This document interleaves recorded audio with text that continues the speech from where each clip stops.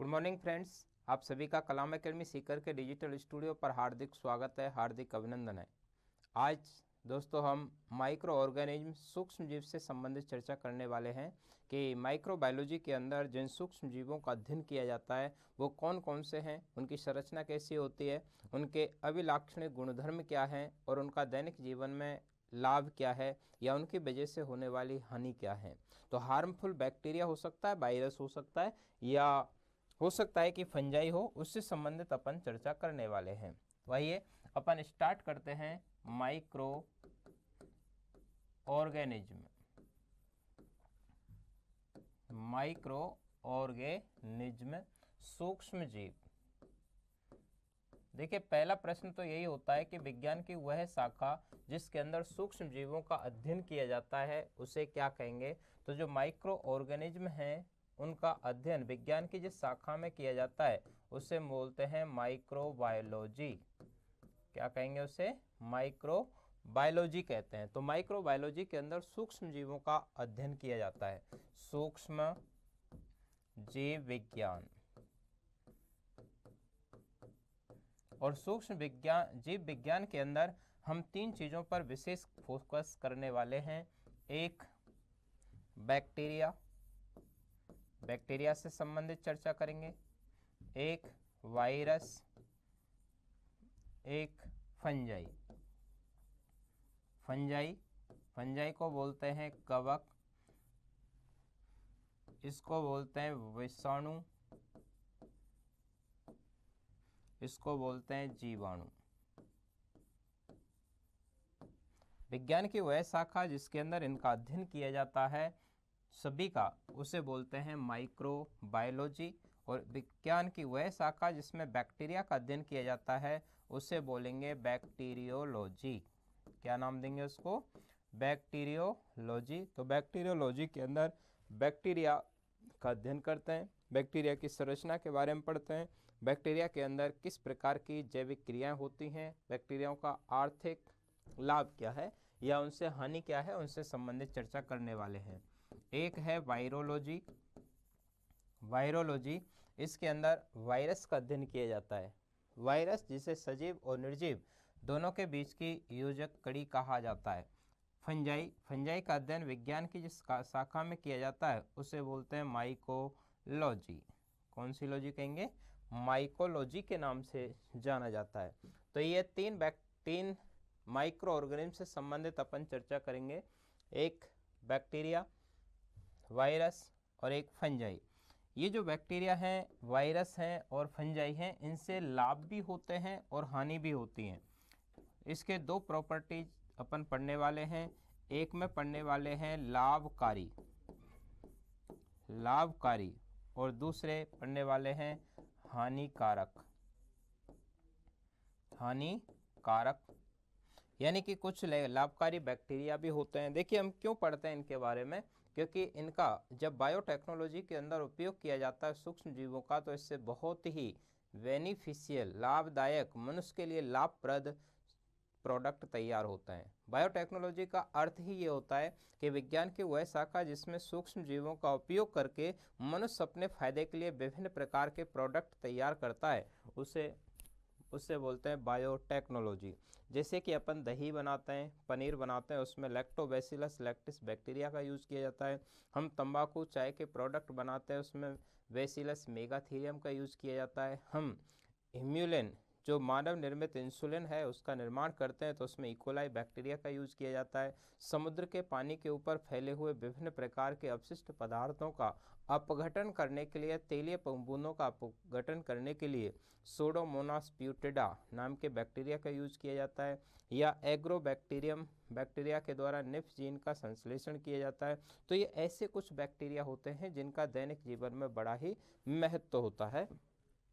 तो ये लाभकारी प्रिंग। हानिकारक तो आप जानते हैं कि कुछ विशेष प्रकार के बैक्टीरिया ऐसे हैं जिनसे डिजीज होते हैं, जैसे कि माइकोबैक्टीरियम ट्यूबरकुलोसिस, टीबी हो जाता है। माइकोबैक्टीरियम लेप्रे, लेप्रोसी हो जाता है। कुष्ठरोग जिसे कहते हैं विब्रियो कोलेरी, जिससे हैजा हो जाता है। साल्मोनेला टाइफी, जिससे टाइफाइड हो सकता है, न्यूमोकोकल निमोनिया जिससे निमोनिया हो जाता है। तो हानिकारक तो बहुत ज़्यादा हैं ही सही, इनके बारे में इनसे होने वाले जो डिजीज़ हैं वो अपने एग्जाम के अंदर डायरेक्ट पूछ ले जाते हैं। जैसे कि अपन टीबी पढ़ते हैं या लेप्रोसी कुछ लोग पढ़ते हैं, या फिर हम निमोनिया पढ़ लेते हैं, न्यूमोकोकल निमोनिया वैसे, या हैजा पढ़ते हैं, या होने वाले टिटनेस है, डिप्थीरिया है, परट्यूसिस, ये सारे के सारे बैक्टीरिया की वजह से होने वाले डिजीज है। ऐसे ही वायरस के अंदर भी पढ़ेंगे, वायरस के भी दोनों पहलुओं पर अध्ययन करेंगे।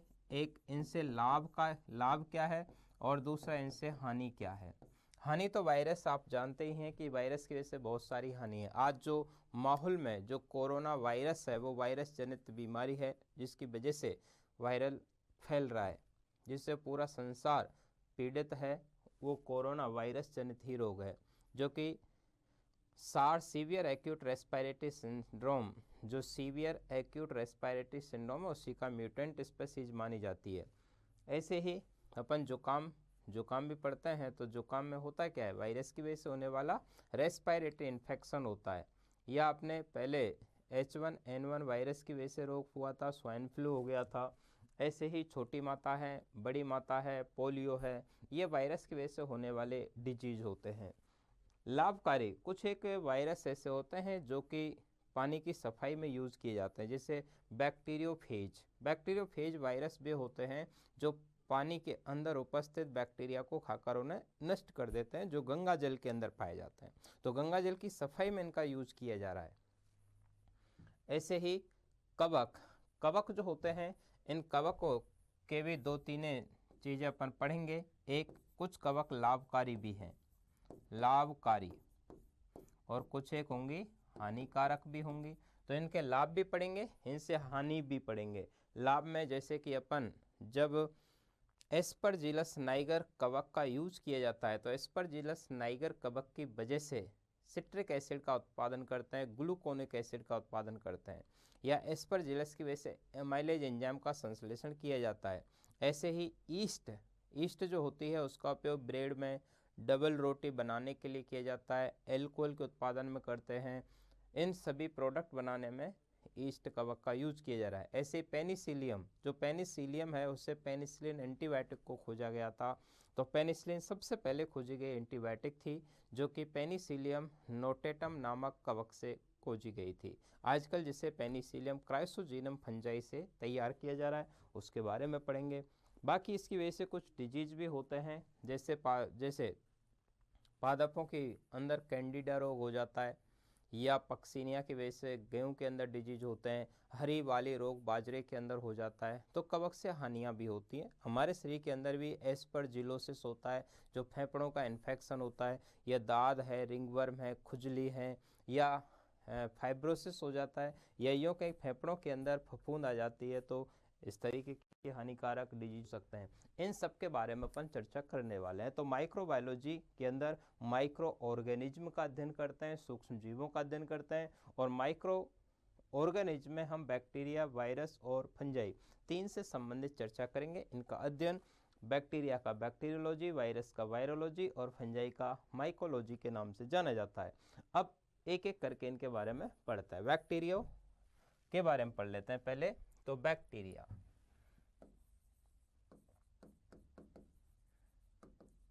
जीवाणु, बैक्टीरिया जीवाणु। पहला ही प्रश्न उठता है कि इनका अध्ययन किस में करते हैं। तो इनका अध्ययन किया जाता है बैक्टीरियोलॉजी में। इनका अध्ययन किस में करेंगे दोस्तों, बैक्टीरियोलॉजी। इसकी खोजकर्ता, इसके सबसे पहले खोज करने वाले, सर्वप्रथम खोज करने वाले हैं एंटोनी ल्यूवेनहॉक।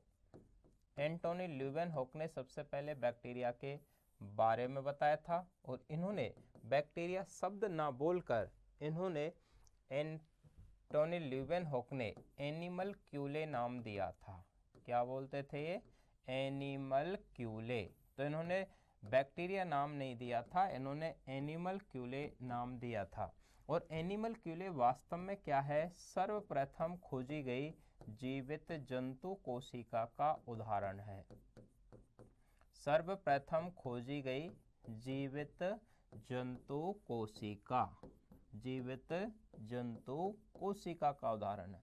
हम जानते हैं कि कोशिका के बारे में सबसे पहले बताने वाले थे रॉबर्ट हुक।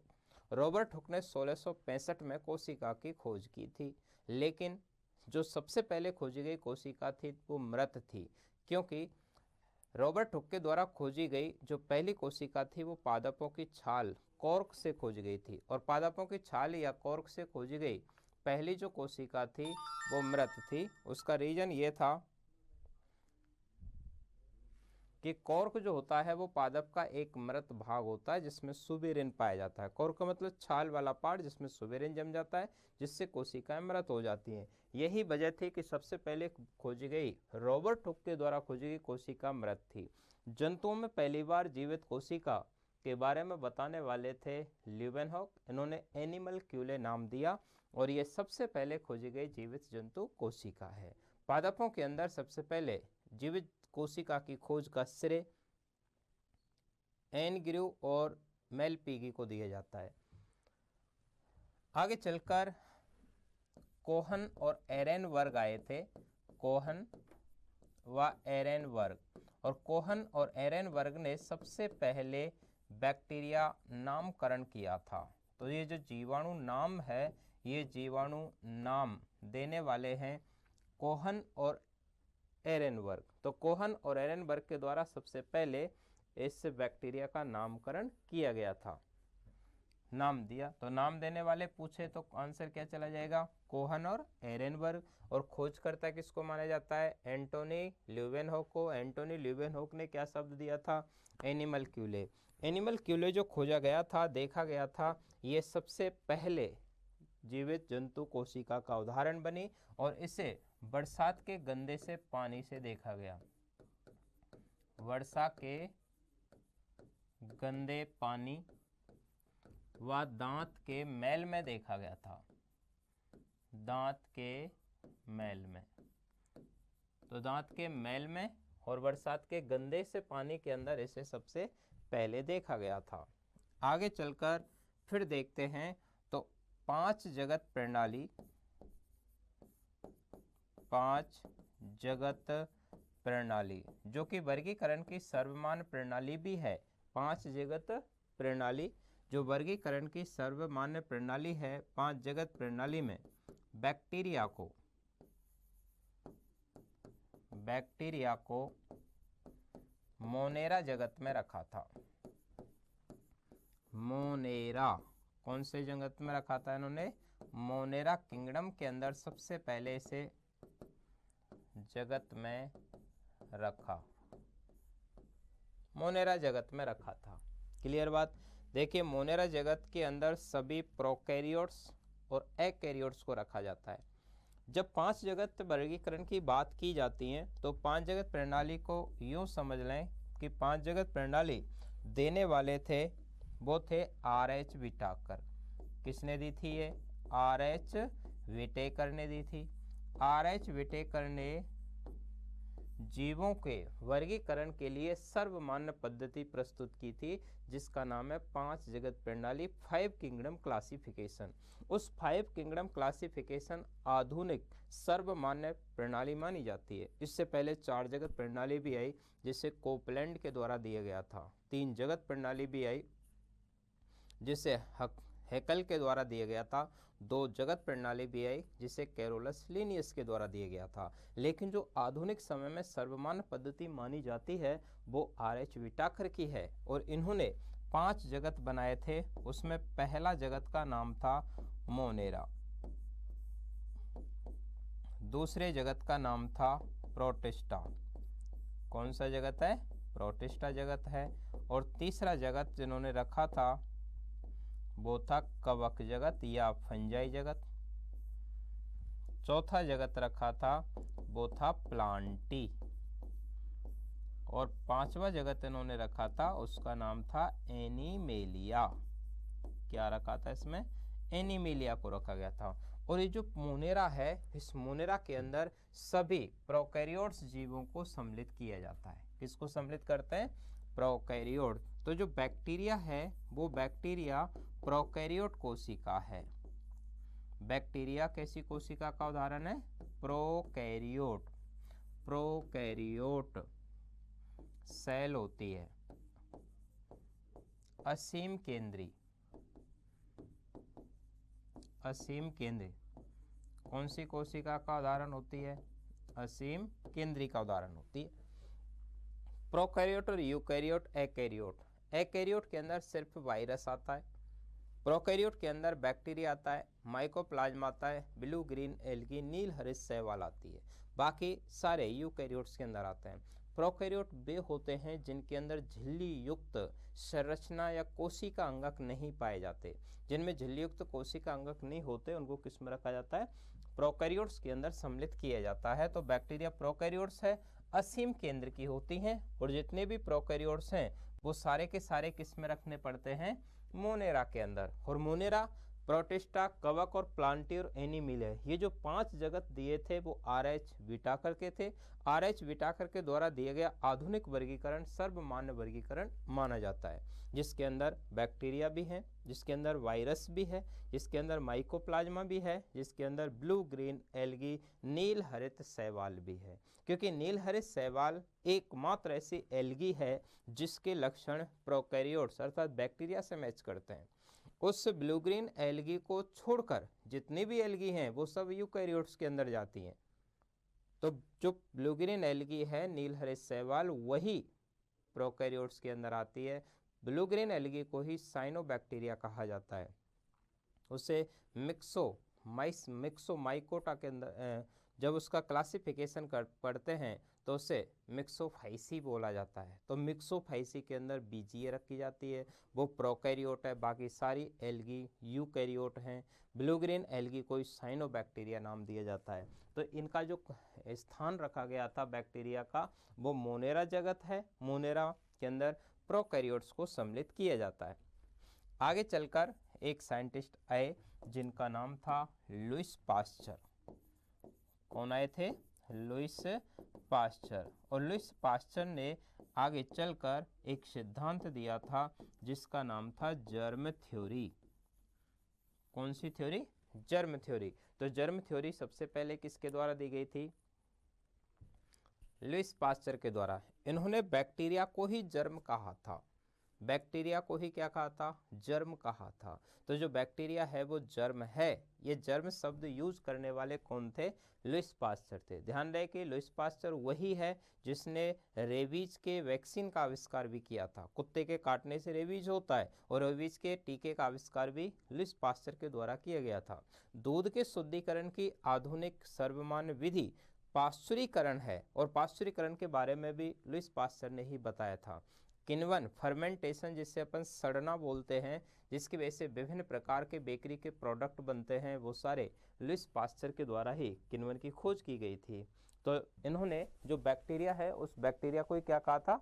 जर्म कहा था। ये बैक्टीरिया शब्द का यूज नहीं करते थे लुईस। तो इन्होंने बैक्टीरिया को क्या नाम दिया? बैक्टीरिया को जर्म कहा था। जर्म कहा था। आगे चलकर फिर चलें तो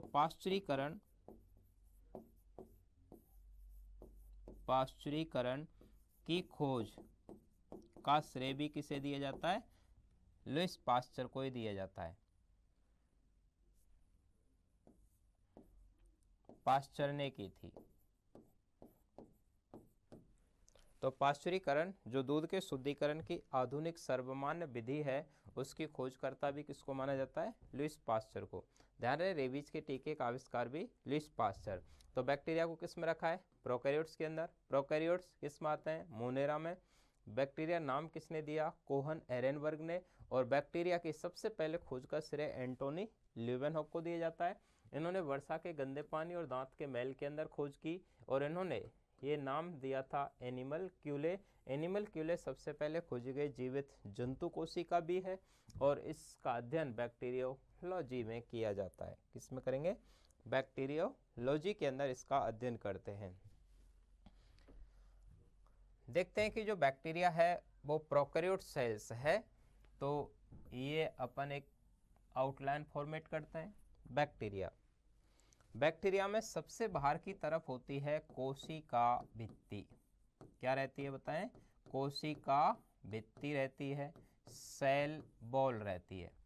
और ये जो सेल बॉल है, इस सेल बॉल का निर्माण होता है, सेल बॉल का निर्माण होता है पेप्टिडो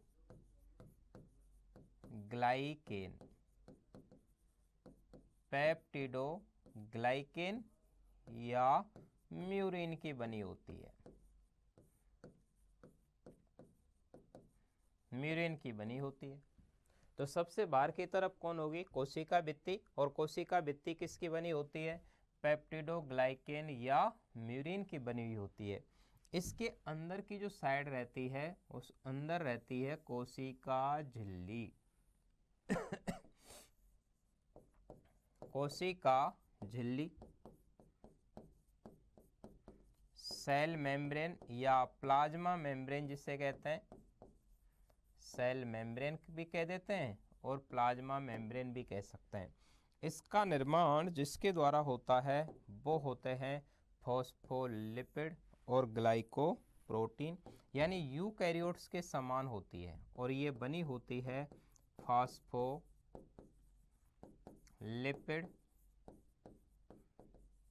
व ग्लाइकोप्रोटीन की बनी होती है।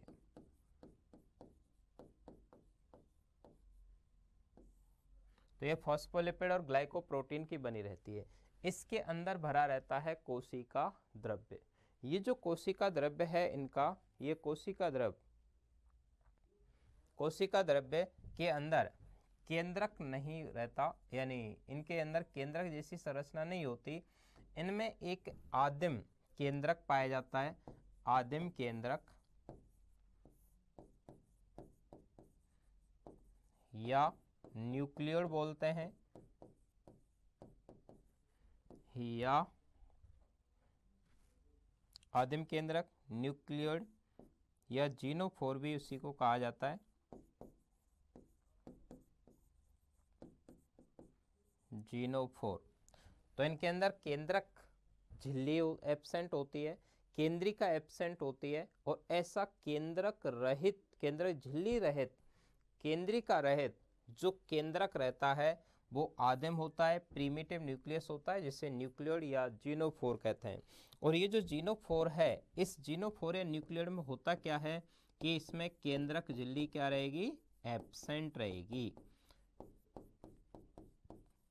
केंद्रक झिल्ली एब्सेंट रहेगी। केंद्रिका न्यूक्लियोलस ये भी क्या रहेगी? एब्सेंट रहेगी। इनकी जो न्यूक्लियस होता है उसके अंदर हिस्टोन प्रोटीन भी एब्सेंट रहती है। क्या एब्सेंट रहेगी? हिस्टोन प्रोटीन एब्सेंट रहने वाली है। ये सारी चीज़ें एब्सेंट होती हैं। केंद्रक के अंदर की न्यूक्लियर मेम्ब्रेन नहीं होती, केंद्रक के अंदर केंद्रिका नहीं होती, हिस्टोन प्रोटीन एब्सेंट। क्रोमोसोम के निर्माण में हिस्टोन प्रोटीन भाग लेती है और इनके अंदर हिस्टोन प्रोटीन नहीं होती। इसीलिए यही वजह है कि इनमें वास्तविक क्रोमोसोम नहीं होते, वास्तविक गुणसूत्र नहीं पाए जाते। यही वजह है कि इनके अंदर केंद्रक विभाजन कैरियोकाइनेसिस की क्रिया नहीं होती, क्योंकि जब हम सेल डिवीजन पढ़ते हैं तो पहले कैरियोकाइनेसिस होता है, बाद में साइटोकाइनेसिस होता है, लेकिन इनके अंदर कैरियोकाइनेसिस नहीं होता इनमें। अर्थात बैक्टीरिया के अंदर प्रोफेज, मेटाफेज, एनाफेज, टीलोफेज ऐसा कुछ नहीं होता है। इनके अंदर केंद्रक विभाजन ही नहीं होता, इनमें केंद्रक ही नहीं होता। केंद्रक जैसी एक प्रीमिटिव स्ट्रक्चर, आदिम संरचना पाई जाती है, इसे न्यूक्लियोड कहते हैं या जीनोफोर कहते हैं। क्लियर बात? इनके अंदर माइटोकॉन्ड्रिया जो होता है वो एब्सेंट रहता है। इनमें माइटोकॉन्ड्रिया भी क्या रहेगा? एब्सेंट रहेगा। माइटोकॉन्ड्रिया एब्सेंट रहता है। इनमें माइटोकॉन्ड्रिया के जैसा कार्य करता है मीजोसोम। कौन करता है? मीजोसोम। मीजोसोम माइटो के समान कार्य करता है, माइटो के समान कार्य करता है। तो इनमें माइटोकॉन्ड्रिया तो नहीं होता, लेकिन माइटोकॉन्ड्रिया के जैसा कार्य कौन करता है? मीजोसोम करता है। मीजोसोम जो कि आंतरिक झिल्ली जो होती है उसके रूपांतरण से बनता है। इनके अंदर जो राइबोसोम्स होते हैं, राइबोसोम, ये 70S प्रकार के राइबोसोम पाए जाते हैं। कौन से राइबोसोम पाए जाते हैं? 70S राइबोसोम पाए जाते हैं।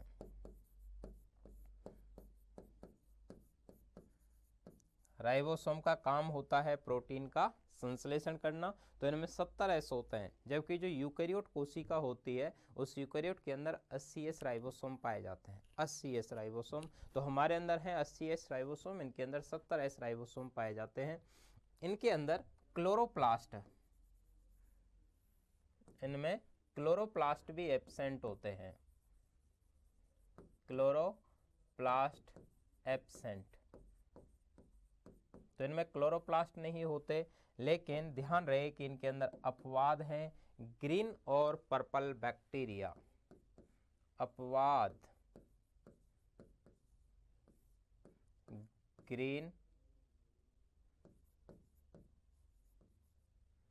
व पर्पल बैक्टीरिया।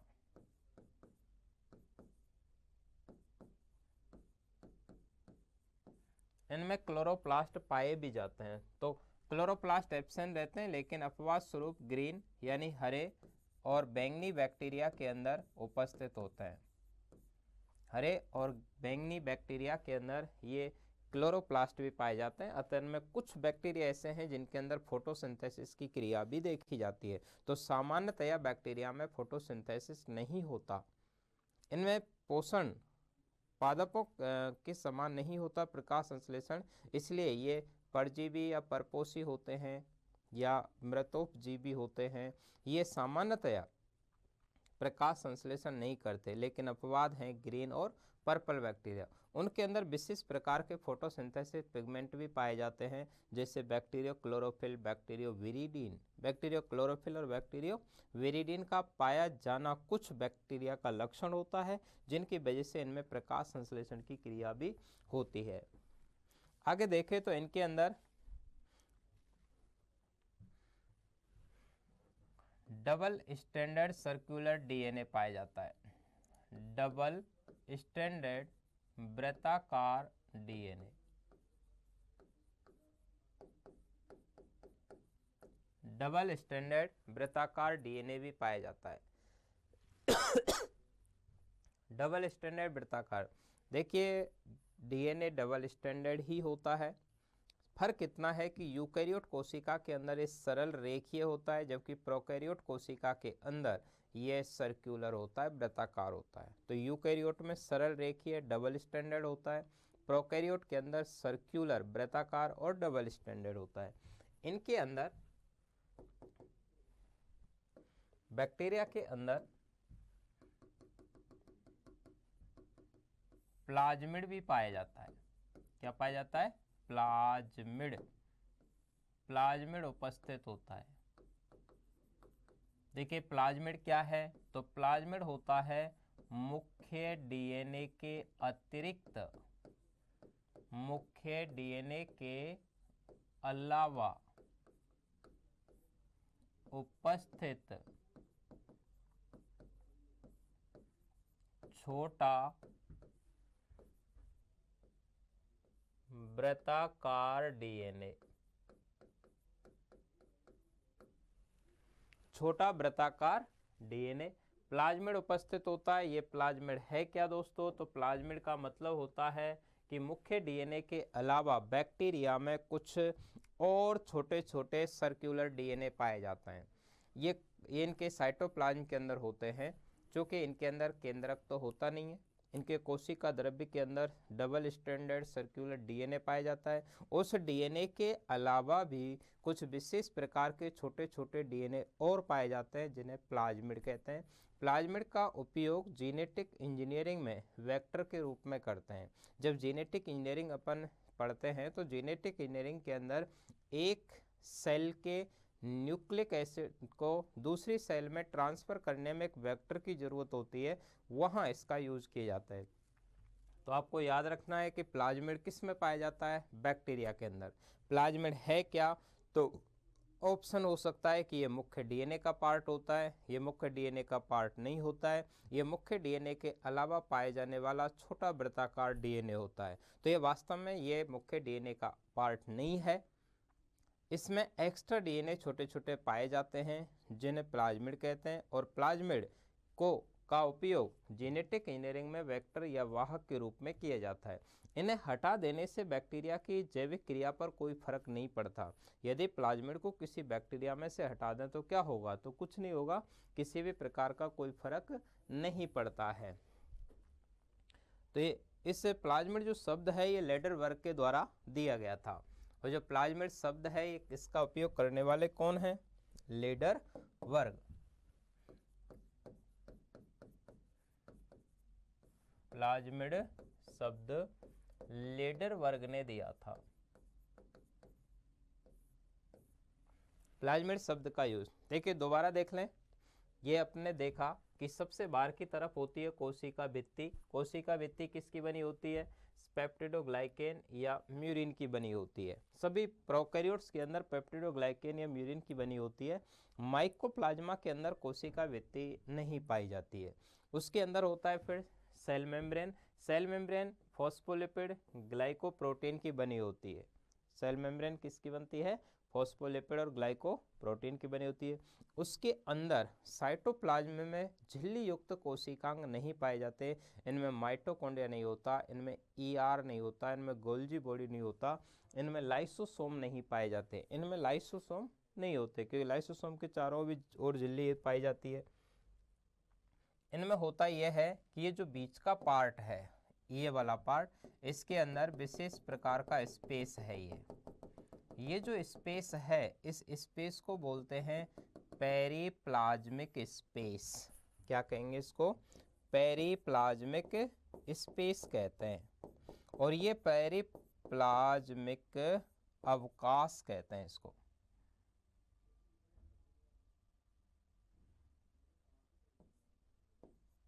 और ये पेरीप्लाज्मिक स्पेस वही कार्य करता है जो लाइसोसोम करता है। ये कार्य किसके समान करता है, लाइसोसोम। लाइसोसोम के समान कार्य करता है। अर्थात इसका काम होता है पाचन करना, क्योंकि इसके अंदर जल अपघटनी एंजाइम पाए जाते हैं। कौन से एंजाइम होते हैं, जल अपघटनी एंजाइम। और जल अपघटनी एंजाइम की वजह से इसका काम होता है पाचन करना। तो डाइजेशन से रिलेटेड होता है। यानी कि हम जानते हैं कि हमारे शरीर के अंदर कोशिका में आत्मघाती थैली के रूप में लाइसोसोम होता है। लाइसोसोम के चारों ओर कोई झिल्ली, एकल झिल्ली पाई जाती है। इन बैक्टीरिया के अंदर लाइसोसोम तो नहीं होता, लेकिन लाइसोसोम के जैसा काम कौन कर लेता है, पेरीप्लाज्मिक स्पेस। और इसका काम क्या है, जल अपघटनी एंजाइम, जो हाइड्रोलाइटिक एंजाइम्स होते हैं उनकी उपस्थिति में इंट्रासेलुलर डाइजेशन करना, अंतःकोशिकीय पाचन का कार्य करते हैं। इनमें माइटोकॉन्ड्रिया बैक्टीरिया के अंदर नहीं पाया जाता। माइटोकॉन्ड्रिया के जैसा काम कौन करता है, मीजोसोम्स करते हैं। मीजोसोम वही कार्य करता है जो माइटोकॉन्ड्रिया। और माइटोकॉन्ड्रिया का काम क्या है, भोजन का ऑक्सीडेशन करना, तो भोजन का ऑक्सीकरण करता है। इनमें 70 राइबोसोम पाए जाते हैं। इनमें क्लोरोप्लास्ट नहीं पाए जाते, लेकिन अपवाद हैं ग्रीन और पर्पल बैक्टीरिया। उनके अंदर कुछ बैक्टीरिया ऐसे भी हैं जिनमें फोटोसिंथेसिस की क्रिया होती है, जैसे क्रोमेशियम, रोडोस्पाइरिलम, क्लोरोबियम। तो इनके अंदर क्लोरोप्लास्ट भी हो सकते हैं। इनका जो डीएनए होता है वो डबल स्टैंडर्ड होता है और सर्कुलर होता है। डबल स्टैंडर्ड सर्कुलर डीएनए के अतिरिक्त भी कुछ छोटे छोटे प्लाज्मिड डीएनए और पाए जाते हैं। इन छोटे वृत्ताकार डीएनए को प्लाज्मिड कहते हैं। और प्लाज्मिड शब्द का उपयोग करने वाले थे सबसे पहले लीडर वर्ग। लीडर वर्ग के अंदर लीडर वर्ग ने सबसे पहले इनके बारे में बताया था। चूँकि हम जानते हैं कि जो बैक्टीरिया हैं उन बैक्टीरिया के अंदर माइटोकॉन्ड्रिया नहीं होता, अतः इनके अंदर जो श्वसन की क्रिया होती है वो श्वसन दो प्रकार का हो सकता है। एक हो सकता है अनॉक्सी श्वसन, अनॉक्सी श्वसन हो सकता है। एनारोबिक,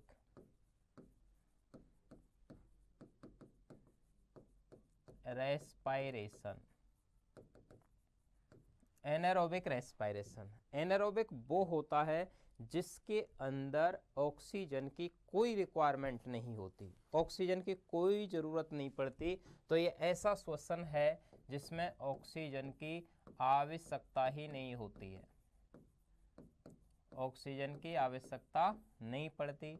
भोजन का अपूर्ण ऑक्सीकरण होता है, भोजन का अपूर्ण ऑक्सीकरण होता है, इनकम्प्लीट ऑक्सीडेशन होता है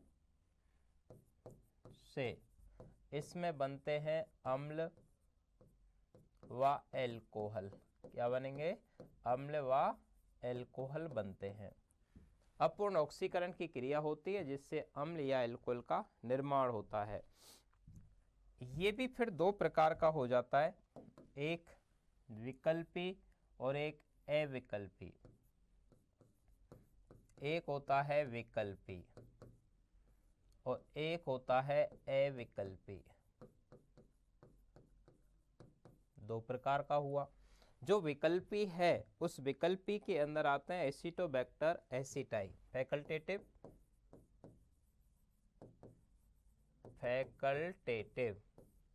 इसके एग्जाम्पल हैं एसिटोबैक्टर एसिटाई और क्लोस्ट्रीडियम टिटेनाई। क्लोस्ट्रीडियम टिटेनाई और एसिटोबैक्टर एसिटाई, इनके अंदर फैकल्टेटिव एनारोबिक प्रकार का रेस्पायरेशन देखा जाता। फैकल्टेटिव, ऑक्सीजन की आवश्यकता नहीं होती, अनाक्षी श्वसन। फैकल्टेटिव यानी विकल्पी सभी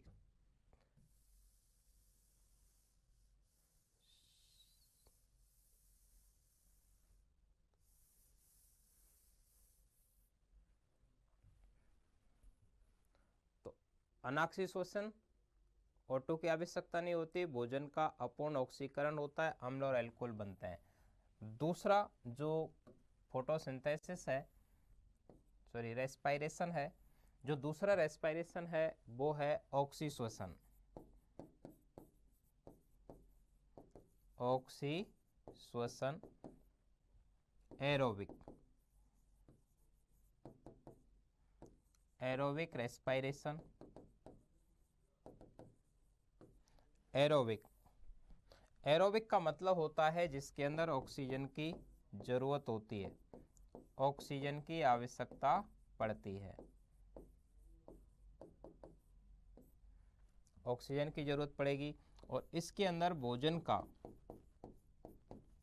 पूर्ण ऑक्सीकरण होगा। भोजन का क्या होगा? पूर्ण ऑक्सीकरण होता है, भोजन का पूर्ण ऑक्सीकरण होता है जिससे अंतिम उत्पाद के रूप में बनते हैं वो अम्ल और एल्कोहल ना बनकर ये CO2 H2 और ज़्यादा ऊर्जा का निर्माण होता है। अब ये जो अनाक्षी श्वसन है, ये अनाक्षी श्वसन दो प्रकार का होता है, अविकल्पी और दूसरा विकल्पी। इसे दो भागों में बांट लेते हैं, एक है अविकल्पी और एक होता है विकल्पी। विकल्पी, विकल्पी का मतलब होता है फैकल्टेटिव,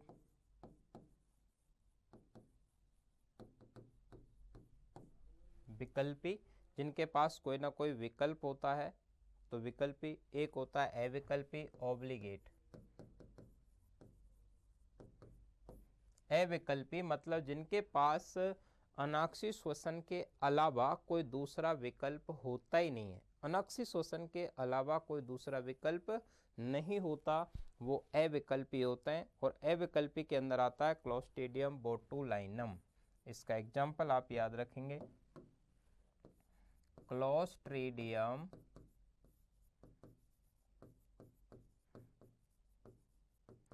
बोटुलिनम।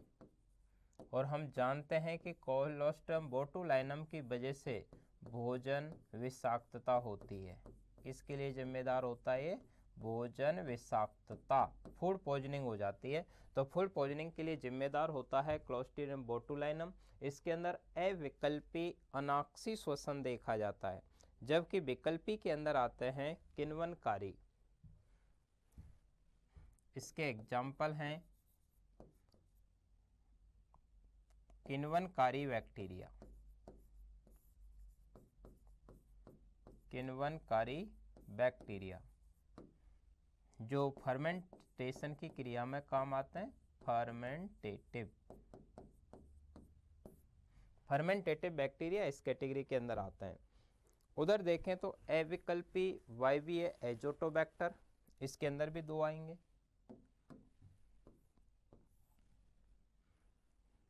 एक आता है अविकल्पी, दूसरा आता है विकल्पी। जिनके पास विकल्प हो सकता है और जिनके पास विकल्प नहीं है, जैसे इसका एग्जाम्पल है एजोटोबैक्टर बैक्टीरिया। आपसे पूछे कि ऑक्सीश्वसनी अविकल्पी बैक्टीरिया कौन सा है, मतलब जिसके पास ऑक्सीश्वसन के अलावा कोई दूसरा विकल्प ही नहीं है, कोई ऑप्शन नहीं होता, उसे बोलेंगे एजोटोबैक्टर बैक्टीरिया, अनाक्सीश्वसनी अविकल्पी। और जो विकल्पी है उसके अंदर आते हैं एसिटोबैक्टर एसिटाई। इसका एग्जाम्पल है Acetobacter aceti, Acetobacter aceti. Clostridium टिटेनाई, clostridium tetani जिसकी वजह से टिटनेस रोग होता है, तो क्लोस्ट्रीडियम टिटेनी। क्लोस्ट्रीडियम टिटेनी में कैसा श्वसन होता है? तो ऑक्सी श्वसन, यानी कि एजोटोबैक्टर है, एसिटोबैक्टर है या क्लोस्ट्रीडियम टिटेनी है, इनके लिए ऑक्सीजन की जरूरत पड़ती है। ऊपर वाले अनाक्षी श्वसन अविकल्पी और विकल्पी में क्लोस्ट्रीडियम बोटुलिनम और उधर किण्वन में काम आने वाले बैक्टीरिया हो सकते हैं। अधिकांशतः आपसे सिंपल सा प्रश्न पूछा जाए कि ज़्यादातर बैक्टीरिया में कौन सा श्वसन होता है, तो इनमें अनाक्षी श्वसन ही ज़्यादातर देखा जाता है, क्योंकि इनमें माइटोकॉन्ड्रिया नहीं होता। माइटोकॉन्ड्रिया नहीं होने की वजह से भोजन का पूर्ण ऑक्सीकरण नहीं होता, और भोजन का पूर्ण ऑक्सीकरण नहीं होगा माइटोकॉन्ड्रिया नहीं होने की वजह से, तो एटीपी का उत्पादन क्या होगा? कम। अनाक्षी श्वसन में कोई ऑक्सीजन की जरूरत नहीं पड़ती। अनाक्षी श्वसन में भोजन का पूर्ण ऑक्सीकरण होने की वजह से अम्लीय अल्कोहल बनता है, और यहाँ पर ऑक्सीजन की उपस्थिति में भोजन का पूर्ण ऑक्सीकरण होता है, तो इसमें अंतिम उत्पाद के रूप में CO2 और H2 बनता है। तो ये श्वसन की क्रिया से संबंधित बात। कुछ देखते हैं अपन इनमें जनन से रिलेटेड बात। बैक्टीरिया में जनन, तो रिप्रोडक्शन,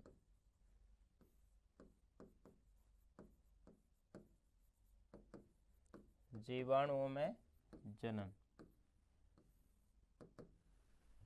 जीवाणुओं में जनन। जीवाणुओं में जनन से संबंधित जब चर्चा करते हैं तो इनमें 3 प्रकार के जनन देखे जाते हैं। एक कायिक जनन, एक अलैंगिक जनन और एक लैंगिक जनन। सामान्यतः इनमें लैंगिक जनन वास्तविक प्रकार का नहीं होता। लैंगिक जनन के स्थान पर इनके अंदर कॉन्जुगेशन की क्रिया होती है। कौन सी क्रिया होती है? कॉन्जुगेशन।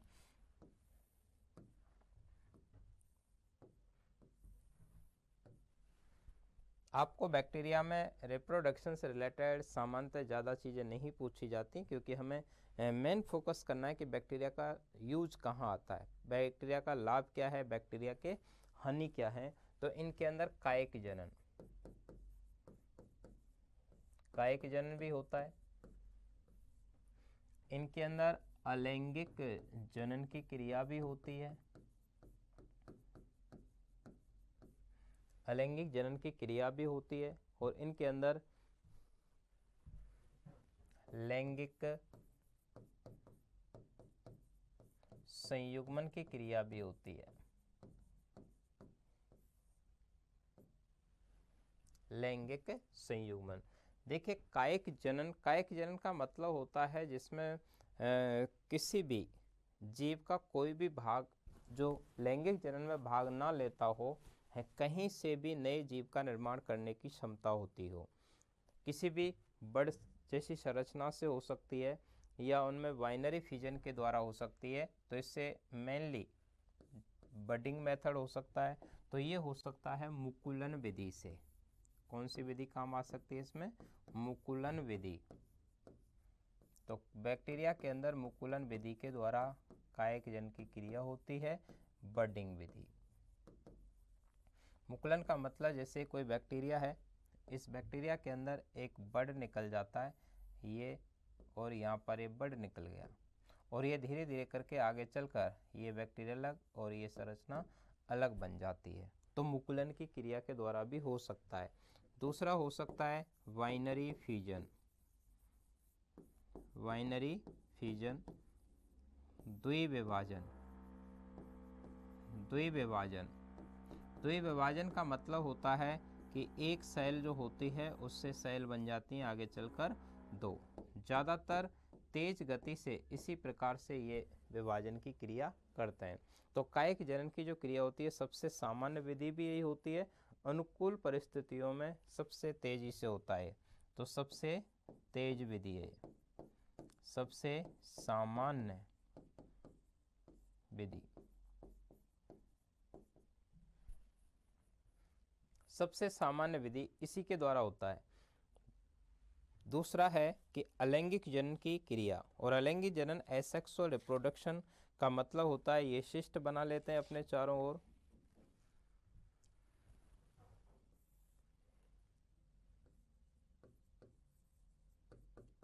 शिष्ट बनाकर। ध्यान रहे कि अलैंगिक जनन में या तो मेल भाग लेता है या फीमेल भाग लेती है, या ये विपरीत परिस्थिति में होता है। ये नॉर्मल होने वाला रिप्रोडक्शन नहीं है।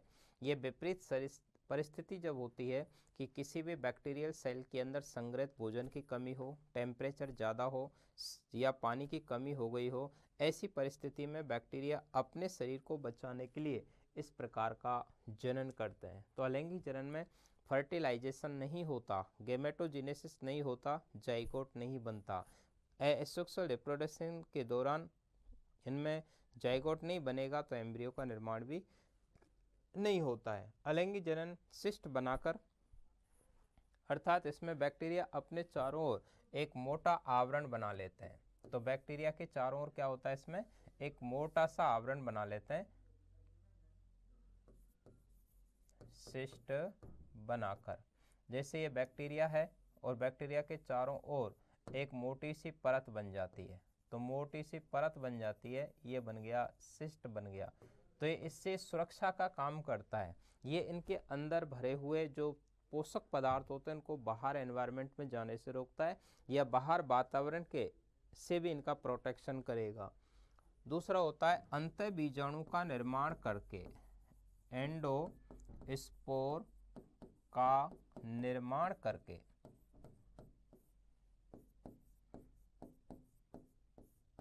एंडोस्पोर का निर्माण करके, अंतः बीजाणु का निर्माण करके।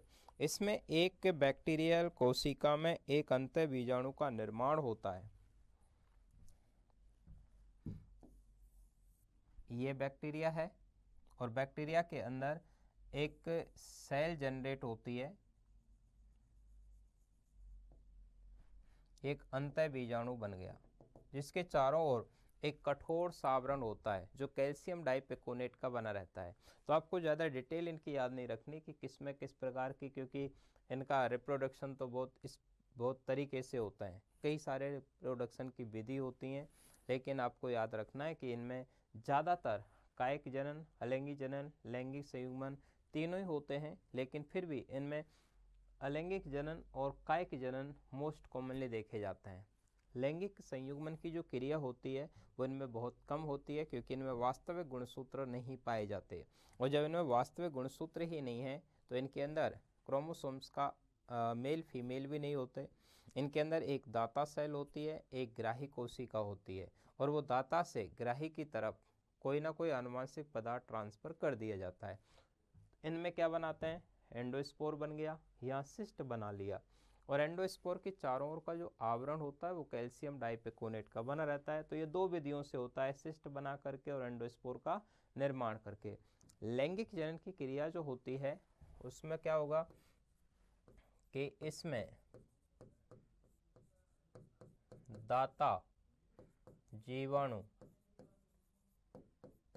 ग्राही जीवाणु की ओर अपने आनुवांशिक पदार्थ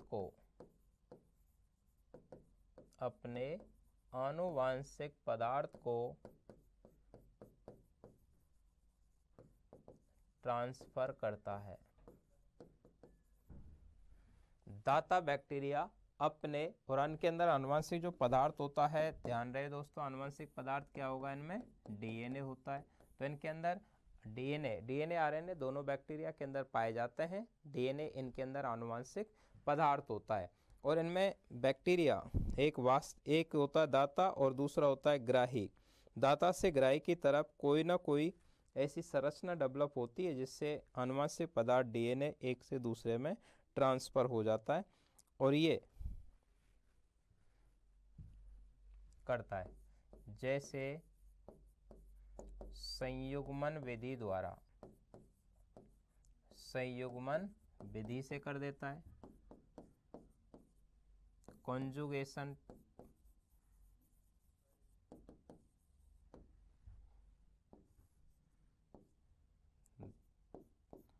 ट्रांसफॉर्मेशन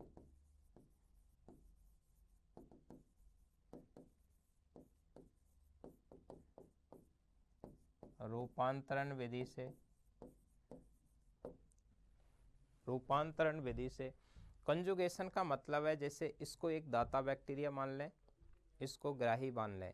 दाता से ग्राही की तरफ हमें आनुवंशिक पदार्थ भेजना है, आनुवंशिक पदार्थ डीएनए होता है। तो दाता से ग्राही की तरफ एक नली बनती है, और इस नली के माध्यम से ये दाता ग्राही की तरफ अपने डीएनए को ट्रांसफर कर देता है। तो इसे कॉन्जुगेशन कहते हैं या संयुग्मन, और इस नली का नाम होता है कॉन्जुगेशन ट्यूब का निर्माण होता है।